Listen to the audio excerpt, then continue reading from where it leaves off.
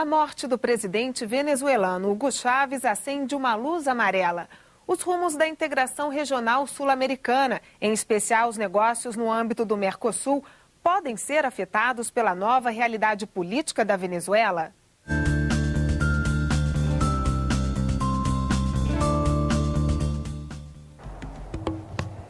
O ano que passou não foi um bom ano para os negócios no âmbito do Mercosul.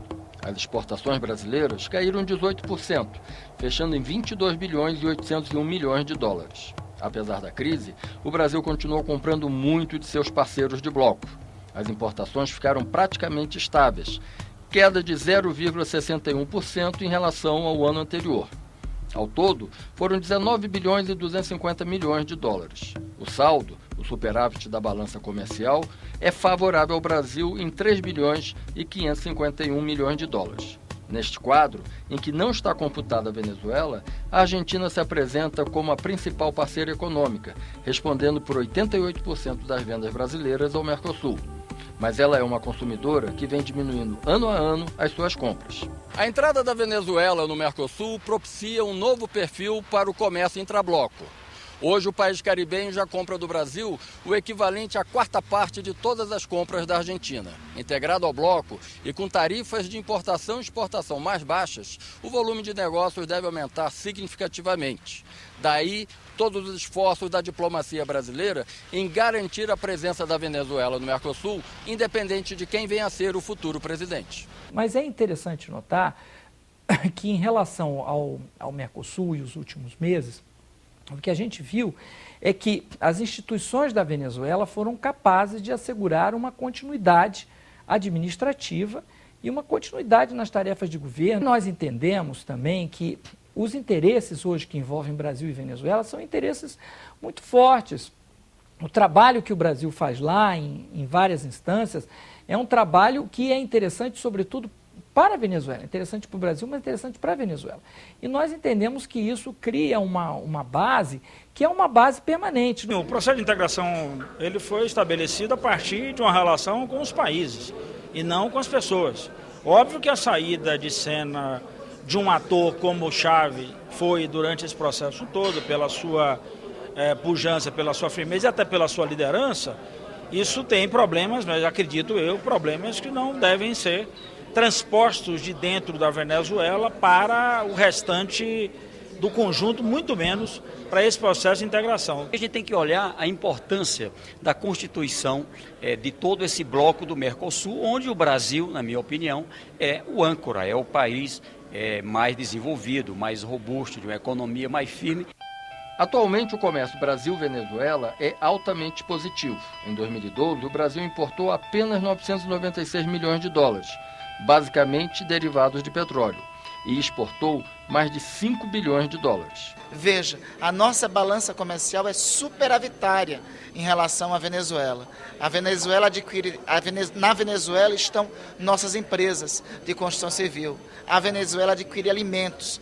A Venezuela é uma das principais importadoras de produtos nacionais. E, em contrapartida, exporta para nós insumos de petróleo, que é necessário e muito no nosso país. Então, nós temos uma relação comercial que é muito boa para ambos os países. Separando a ideologia do caminho, o caminho da integração latino-americana, da integração sul-americana, só nos favorece.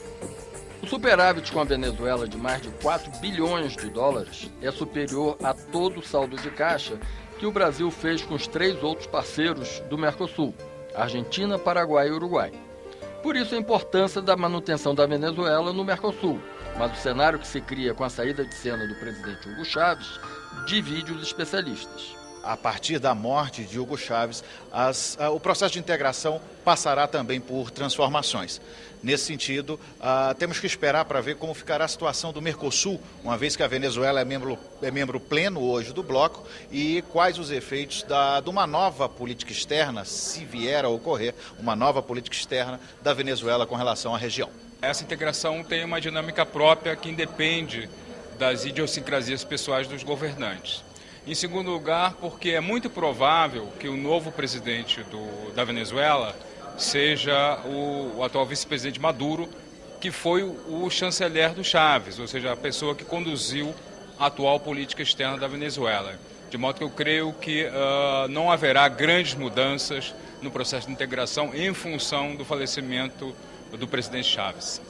Entre os parlamentares no Senado Federal, entretanto, a leitura é que pouca coisa deve mudar após a morte do presidente da Venezuela. Existe claramente um candidato que é opositor da integração, que prefere a integração com os Estados Unidos, que é o candidato da oposição, e existe o candidato do bolivarianismo, o candidato do legado do governo do presidente Hugo Chávez, que é o atual vice-presidente Nicolás Maduro. Então, eu tenho esperança e fé na decisão do povo venezuelano de que optará, de que escolherá o caminho da continuação da integração latino e sul-americana. Mesmo aqueles que se opõem a toda a política encaminhada pelo ex-presidente Hugo Chávez, essas pessoas não vão querer tramar contra a Venezuela. Então, portanto, eu acredito que o princípio básico é o princípio da preservação, inclusive, de todas as relações. A Venezuela não é uma ilha na América Latina. A Venezuela é um componente importante, inclusive, pelo seu papel político, principalmente em um dos setores mais importantes da questão energética, que é a questão do petróleo. A maior economia da América do Sul e do Mercosul é o Brasil. A segunda economia da América do Sul é a Argentina, a terceira é a Venezuela. Portanto, esses países, as suas instituições, as suas definições, os seus mercados continuam sem nenhuma alteração. Há hoje uma maturidade na Venezuela que, na minha opinião, ela é suficiente, ela tem lastro para que o mesmo grupo, o mesmo bloco partidário, ideológico que sustentava o Chávez, tem maioria para a eleição de um novo presidente. Eu acredito na continuidade do governo do Hugo Chávez, com a eleição de Maduro, para que continue a política, continue fortalecendo todos esses blocos regionais de integração econômica, cultural, política, inclusive. Um país que pode sentir as mudanças de governo na Venezuela é Cuba. Há 54 anos, a ilha, com mais de 11 milhões de habitantes, vive sob o regime da revolução liderada por Fidel Castro. A parceria com a Venezuela rende bons frutos, principalmente na área de combustíveis. A amizade é importante, sobretudo por causa do embargo comercial decretado pelos Estados Unidos há mais de meio século. Nesse período, o analfabetismo foi eliminado, um sistema de saúde pública universal foi criado. As taxas de mortalidade diminuíram, em especial a infantil, a menor das Américas. Desde fevereiro de 1962, Cuba lida com conflitos gerados pelo embargo econômico imposto pelos Estados Unidos. O bloqueio afeta, inclusive, as relações comerciais entre Cuba e outros países parceiros comerciais dos norte-americanos. Até a década de 1980, os efeitos do embargo eram superados pela aproximação com a União Soviética. O isolamento comercial da ilha também atinge diretamente a qualidade de vida dos cubanos.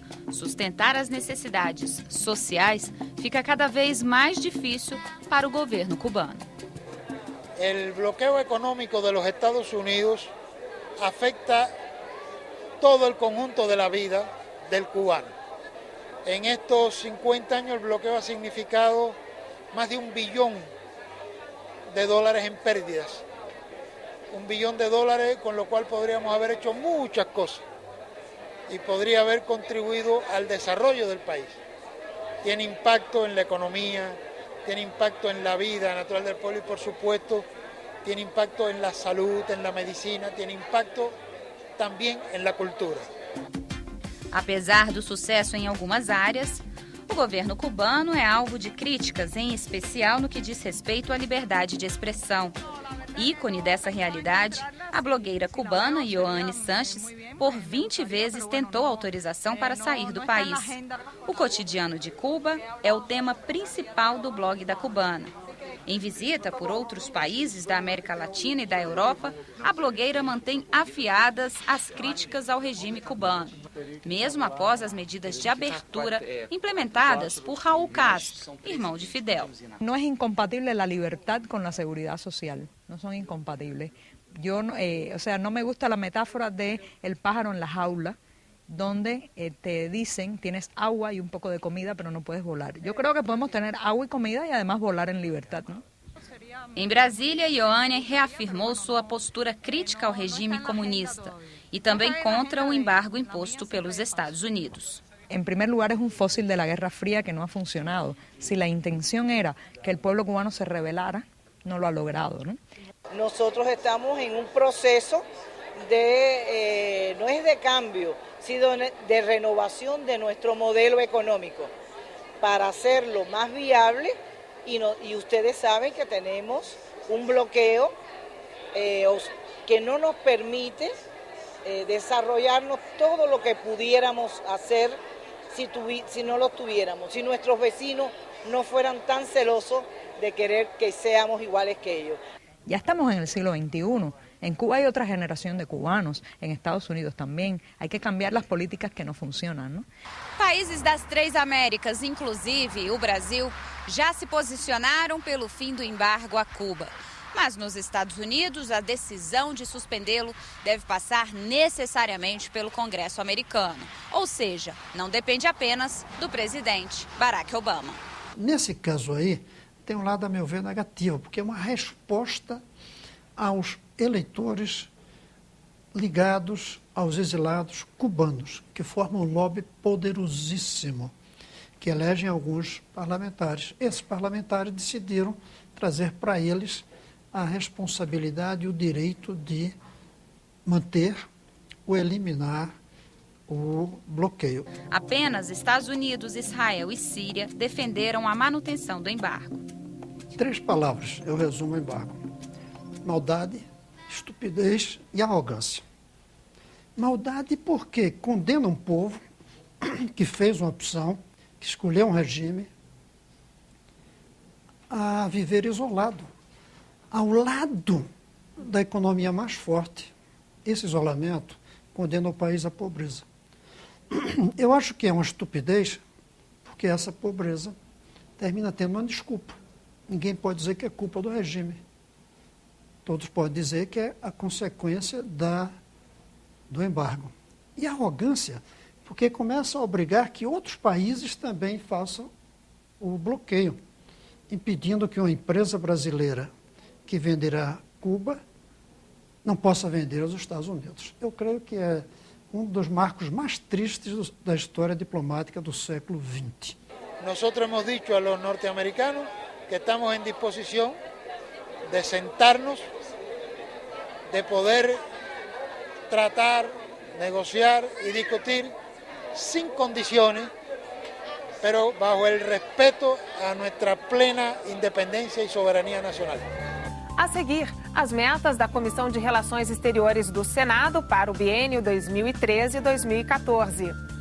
Você confere em uma entrevista com o novo presidente da comissão, senador Ricardo Ferraço.